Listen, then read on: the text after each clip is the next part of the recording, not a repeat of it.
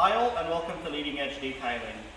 Very quick video today about why you should maybe reconsider DIY on your car if you don't have the experience.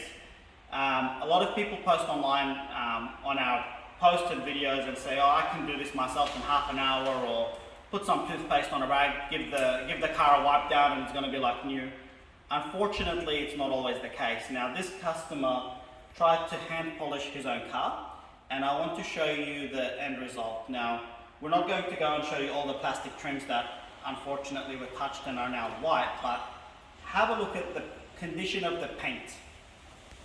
So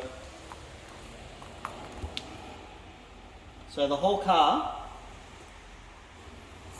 is a masterpiece of swirl marks and scratches.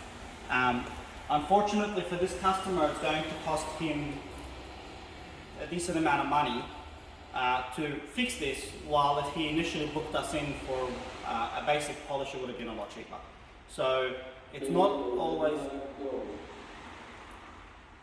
whatever that is, it's not always about the tools and the products. Yes, you can buy a bottle of polish, but if you don't have the experience to use that polish and you have the right pads and machines and understanding, you might get yourself in trouble. So do speak to a professional before you do something to your car. Or if you want advice, just go on a detailing page and ask for advice, or even just send us a message or an email and say, hi guys, I want to do this on my own car. What should I do? We can't make you a detailer online and train you up. That's not what we do, but we can definitely guide you on what not to do. So again, please think before you DIY. It's not always as easy as you think. Cheers.